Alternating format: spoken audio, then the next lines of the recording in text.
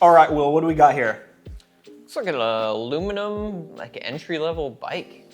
Yeah. Felt what? Felt road bikes. Felt some, does it even say? 2 for sale. He has 2 of them, that's kind of strange. So we chose these because it's close to where I'm living now in San Luis Obispo. And we're going through this as if you would be doing the same process in your local Craigslist or Facebook Marketplace area. These are only wait. 2 for sale, $300 each, or both for $550. Okay, so this was like husband, wife, boyfriend, girlfriend, got a couple of bikes. Seems like it could be. And it looks like one of those where it's just been sitting in the basement for a while, which is actually often a pretty good deal, you know? He's got himself a John Deere back there, He's got a seat cover, like an extra cushion. Oh yeah. On that. Sometimes, so the good deals are the ones, like potentially this one, we'll talk a little bit more about it. This is first impression, by the way. I chose some that Will hasn't seen, Will chose some that I haven't seen. And you brought something up interesting, which is like, maybe they bought these as a New Year's resolution. We're in January after all. And it was like, they did a couple of rides and then it kind of sat around. Mm-hmm. Of course, this is an older bike, so they didn't buy them new. But it's the type of thing where like it looks like it was just sitting in their garage. And this is like a potentially really good deal. You guys know my first bike was a felt, not a whole lot different from this one. This is an aluminum bike, mine was carbon. But I think that for $300, if you're really strapped for cash, this doesn't look, I mean, we don't have a whole lot of information here, right? Can we like try to peek and see? It looks like probably Tiagra or Sora or something like that. I mean, I started racing on Sora. It's totally acceptable, especially if you're gonna bin it. It's super cheap to replace. And I mean, what would you offer them on this bike? I know what they have it listed for, but there's kind of a rule of thumb. Yeah, so with aluminum, you're much safer. If this were carbon, my answer would be different. I would say, I would go look at it and I would make sure it hasn't been any crashes. With the quarter trick, you know the quarter trick? You can knock the frame with a quarter or a coin or whatever, and it makes a very audible thud when there's damaged carbon underneath, because sometimes it's not exactly obvious. But in this case, with aluminum is like, it's either gonna be dented or broken or something. Like it's gonna be visually very obvious. You can see a big crack, Yeah, so I don't know. I think this is a very reasonable price. I think this is, I think $300 or $550 for 2. Like, I think that's actually a pretty reasonable price. That's not bad at all. All right, next we're on Craigslist. And we have a $13,000 bike for $1,500 in Morro Bay. Why stop at $13,000? You know, why not say it's a $50,000 bike? Yeah, numbers. Get those numbers out. Crank those numbers. $13,000. Okay, what do you think this bike was brand spanking new? It's a Cannondale Evo, it says. I love how there's just no description either. Size 52, no stupid questions. If it's like a high mod probably. It's not a SuperSix though, it's an Evo. Oh, it's dude, it wasn't 13 grand. I'll tell you that. What do you think it was brand spanking new? 4, 5? Yeah, the $13,000 bike. I love that. For $1,500. So, okay, I'll ask you the same question that you asked me. What would you pay for this bike? Ooh, I would say, I mean, I've sold bikes like this before. And if I were selling it, I would probably expect like $1,200, and I'd probably give them an offer of $1,000. You know, don't ask any stupid questions. Give them $1,000, and I mean, it's a good bike for like $1,000 to $1,500. This looks like 105 maybe, and a FSA. This is kind of a characteristic FSA look to me. Is that FSA? Yeah, it is. I would agree. What else is unique about it? Oh, the wheels. It looks like these are aftermarket. Well, they are, because these are Bontrager's. This is a Trek product on a Cannondale bike. We know they're aftermarket. And incidentally, these are actually pretty good wheels. I've owned these before, but they're like 8-year-old tech now. Aeolus 5s are fine. It's rim brake. This is a fine bike, but I don't think it's worth what they're asking for. I agree. A little bit less. Certainly not worth $13,000. And size 52. Yeah, I mean, this is a carbon bike. Yeah. Right? I think it is. It looks carbon. Yeah. I think these are carbon bikes, the Evo. So use that quarter trick for sure. It looks like it's in good condition. I just love the $13,000 bike. All right, next up, Cal Poly students. Bikes. $150 for a, what is it? All types of bikes. All heights, mostly fast, skinny tire road bikes. Commuters available. They look pieced together to me. Like that fork did not come on that teal bike. Oh, yeah. You know what's interesting is so now I'm in San Luis Obispo, and this is a college town around Cal Poly. But I went to school in Davis, big cycling community in Davis. And there was this place called the Bike Church, and I loved it because they had all these parts. And what the university police would do is at the end of each year, students would graduate and they would just abandon their equipment. And they would put these pink tags on all of their bikes. And it's like that meant you had a month or whatever it was, maybe 60 days to either remove the tag or move the bike. Otherwise, they're cutting locks and they're taking it. Some of it would be auctioned off. Some of it would go to the Bike Church into these heaps, massive piles of cranksets, another massive pile of chains, frames, and you could go in there and it was volunteer work. It was amazing. That looks like kind of what this is for Cal Poly because we have a crazy assortment. It looks like somebody has pieced together bikes that are adequate, I would say, is the right word. I don't know.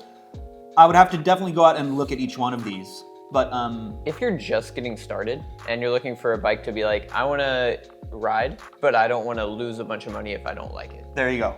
This could work. This could really work. You might have to do a little tinkering. So if you're not mechanically inclined, maybe pass on this, but it's a good option. It's a very good option, and that's probably what you're paying for. It says 150 to 400 bucks. You could go there and see if you like it. And like Will said, dip your toe in. Maybe you've watched a couple of NorCal cycling crit videos. You're like, that looks really interesting, but I don't know if I'm a skinny tire road cyclist type guy or gal.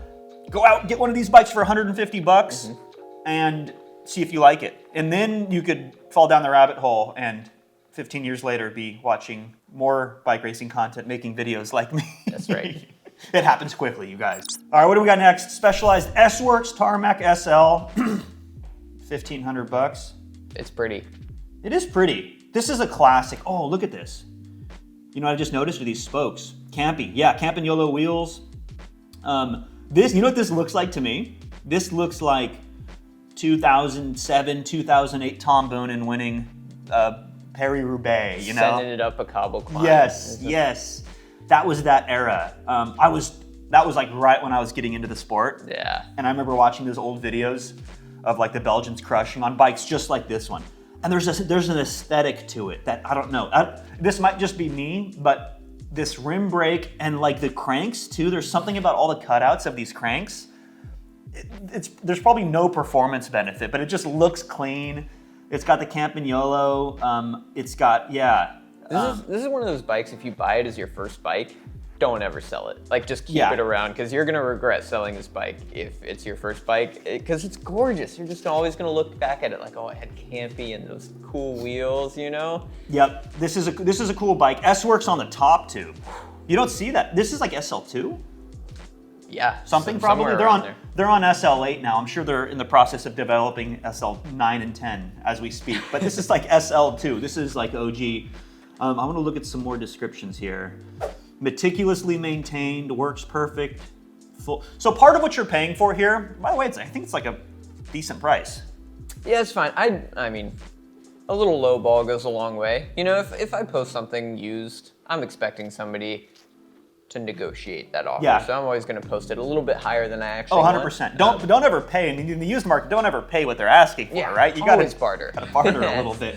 But I think that part of what you're paying for isn't necessarily the performance of this bike, but it is the reason classic cars go for so much money is because it brings people back to a time and a place. And that's exactly like we said. In northern France, southern Belgium, 2007, is what the best racers in the world were riding was this bike. He just calls it an SL. So maybe an SL1? Is that crazy. a thing? I don't know. I don't know that much about the Specialized bikes, but I would believe it is an SL1. 56. I'm gonna buy this bike. It fits me. Yeah. There you go. Carlo, editor, cut this out, please. I'm gonna go buy this bike. It's taken. 2007. Oh yeah, that was the same era. Bike is in perfect shape, meticulously maintained. Full Campy record. I'm not a huge fan of Campy, but again, a time and a place. I don't know if those Belgian teams ever actually ran Campy. Somebody will know and let me know in the comments. But what else do we have? Continental Gator skins. Because why not? Cobbles, dude.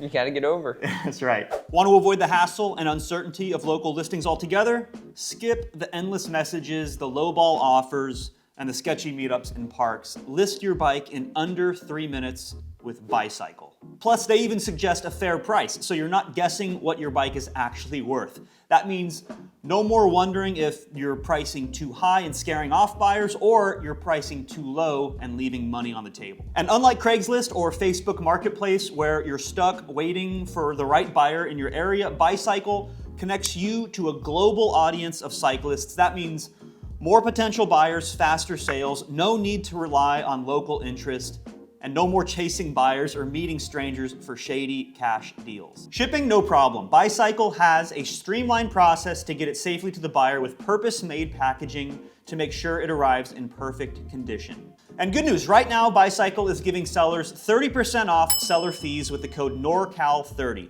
That means you keep more of what your bike is actually worth. Visit buycycle.com/NorCal to claim this limited time deal, or hit the link in the description and enjoy risk-free selling today. All right, what do we got here? 2009 Specialized Olay. Olay is a classic bike, been around forever. They are aluminum, they are not carbon, but this is a selling point. This is a feature, not a bug of the Olay. It's designed to be like the bang around crit bike. You're not so worried about the fragility of the carbon. And like we said in the earlier bike, you're not so worried in the used market with aluminum bikes. That doesn't mean they can't be damaged, but it's gonna be so much more obvious, right? Do you remember the used market in Olays during COVID shortage? Ooh, yeah. Ooh, it popped off. They're like $9,000 Olays on there. They needed to relax, but this one luckily is not a $9,000 Olay. 175 bucks. Wait, what's the catch? Why is it so cheap? 2009. Okay, well, it's kind of old. It's not been used in many years. It looks like it's in good shape, though. No noticeable damage. Uh-oh, no noticeable damage. That kind of worries me. Yeah, give that a check over. I wish they would say no damage, not no noticeable damage. And to my knowledge, has never been. They're vetting here. They're not liable. Just cleaning out the garage, and it needs to go. I believe it's priced right at $175. I believe it's priced right as well, but with the language they've used in the listing here, I would definitely give it a look-see. What are other tips that you have, Will, when you're going through a used bike? If you were to go down to Pismo Beach and look at this $175 2009 Specialized Olay, what are things that you would look out for? Yeah, I think one thing that's pretty key when you're buying used stuff is bring a notepad. It scares sellers a lot because they're like, oh, this guy's gonna start taking notes. And you just jot things down one at a time, because when it comes to giving the actual offer, you're gonna forget half the things you noticed that were wrong with it. So I usually start bottom to top. So like tires, do I need to replace those? How much is that gonna cost me? Good point.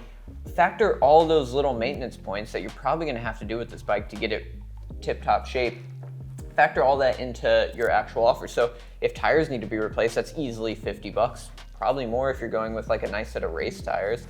So in the end, this bike could be twice as expensive. Like if all the wheel bearings need to be replaced, if the spokes are damaged at all, every little component could need replaced.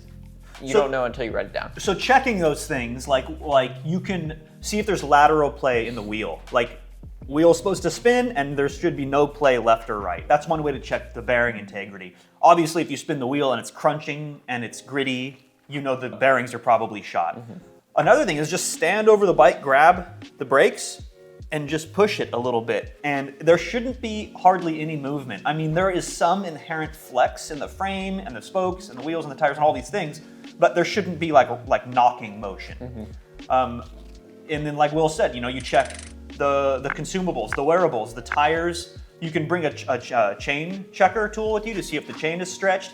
And that's a good point, like write those things down, and that's your negotiating power. Say, look, I'm gonna have to spend 200 bucks in order to get this thing where it needs to be. Maybe let's compromise, take 100 bucks off the price. In this case, it would be 75 bucks, but these are things that you can do on more expensive bikes as well. Good point. What is the group set on this, by the way? Nobody's listing any details. Looks like old school Shimano. It's got the cables that go to the inside. I'd say maybe like a 105, something like that. Yeah, possibly 105. Obviously, maybe rim brake. Rim brake, by the way, is much easier to work on. I would recommend rim brakes in the used market because there's less moving parts. It's easier to maintain. Everything is like external. You can just see it. You can tweak it. So I think this is like potentially a really good deal.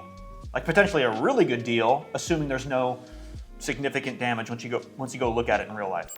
Okay, we have a 2017 Giant Advanced SL with Dura-Ace Di2 on the used market. So this is like way different than the last one you sent. What are your thoughts on this? Initial impression? I've always been a fan of the TCR. I've never design. had one. Giant just makes such good bikes at like pretty good quality. It looks like this one's got disc brakes, so your upgrade path is going to be a little longer lasting. Like they're still making cutting edge disc brake stuff, unlike rim brake where you're going to have to be buying used stuff most of the time. You'll be stuck in the used market pretty much. But this looks like a great bike. The price I'm a little concerned with. I would want to look it over. Yeah, for sure. It's a 7 to 8 year old carbon bike. Oh man, I hated these wheels. I had these wheels. These wheels come with the TCR Advanced, apparently all the way back in 2017 too. But if you guys remember a couple of years ago, T Mike's bikes, we had Giants for a year and they came with these carbon wheels. And it's one of these things where like the manufacturer is like, wants to check the box of ships with carbon wheels, but it's like you'd be better off, like I wish it just came with training wheels that were aluminum because these were dogs. They were slow, they tested really slow, and they weren't aerodynamic, they weren't stiff, they were just kind of mushy. And then also on top of that, gator skins. Gator skins. This is like the ultimate slow setup. But the good news is it's upgradable. Like if you're spending $2,700 in the used market, you might be better off spending a little bit more money and using this as your training setup for the wheels and tires, because you guys know wheels and tires are the quickest and easiest way to get a performance boost in your setup. But yeah, I mean, you're paying a premium here for Dura-Ace Di2 for sure. Yeah. And then with an 8-year-old frame made of carbon, you're looking for damage in crashes and stuff like that. Whoa, weird. Oh, speed play. Speed play pedals. Ooh, look at that. We have some wear here. Yeah, it looks like a heel strike on that chainstay there. But like, weird. Yeah. Wait, strange. heel straight? Yeah, their heels are touching the chainstay when they're pedaling. Just over and over? Wild. Yeah. Something to look for on a used bike because it happens often. Yeah, and if they're showing that in the photo, there might be more going on this bike. So definitely, I think if it were in perfect condition, $2,700 is reasonable, but even that is pretty steep. I would say like $2,000 if everything looks fine as described is probably where I'd start on a bike like this. All right, well, what do you got for me here? This is a Jamis Renegade gravel bike, which I think if you're gonna buy your first bike, you don't really know if you're 100% sold on crits or commuting or whatever. You just want a bike you can do everything on. You're going to college maybe. This could be a pretty good option. It's got disc brakes, it's got racks so you can carry stuff, but you can also take that off and send it through your local crit race if you need to. Mechanical disc brakes. You don't see that too often. Yeah, because they're rough. It looks like this is a hybrid, so it's got hydraulic pistons down in the caliper and then mechanical cables pulling those pistons, which adds the complexity of both systems. So take the worst of both. Yeah. That, to me, that's a deal breaker. I mean, it seems like it could be a good price. And while I'm with you on like, if you just want one bike to do it all, the Swiss Army knife of bikes, you're probably looking for a gravel bike. You can put big old tires on it. You can do some exploring, some adventure riding, but you can also put like a really fast skinny tire setup on there and race a crit. But this ain't it, Chief. This ain't it, boss. I don't think I'm spending $750 on a Jamis. That is pretty expensive. If it had like 105 or something just simple, like even rim brakes, I've never owned a hybrid mechanical disc brake bike, and I just wouldn't even want to go down that path. But everything else looks okay. Steel frame, yeah. This looks like more of a like touring bike or something. Exploration, rough commuting if you need to, riding in the rain. It could do a lot of things. Not a race bike. Definitely not a race bike. You know what I owned though for a long time for my commuting was something kind of similar. I don't know if I've ever talked about this on the channel. I had a Surly long haul trucker. Ooh, those are sick. Those are sick, right? Yeah. Yeah, I had a Surly long haul trucker for years. I toured with it in Spain and France with the full bags and everything. We did a whole summer of adventure riding. And then I used it for years after that commuting to work. It was a great bike, but I would never consider it like, I can put skinny tires on this and make it a crit racing bike, because it's just not. It's meant for kind of the opposite end of the spectrum. Steel bikes are very compliant. They're really heavy. They can take a lot of weight in the bags, and they're just meant to kind of brave the elements. And after about 8 years or so, mine finally bit the dust, and the bottom bracket shell gave way. But it was a fantastic bike, and I think that this Jameis could be that, but again, the mechanical disc brake thing to me is a deal breaker. Yeah, I can agree. All right, Will, I found in a Atascadero this Cannondale SuperSix high mod. It's 56, it fits us. We're about the same size for $1,000. I want your take on this. 2012. Rival group set. We have the SuperSix, man. It's a classic design. This is, we looked at, it's made in America, right? Cannondale, this brand is... Was this era made in America? I think this era was made in, yeah, look, in USA, oh, yeah, right there you go. Dude, yeah, this is, I mean, the frame itself is pretty nice. I would upgrade from Rival probably at some point, but man, you can go up hills real quick. The old Rival had, was this double tap?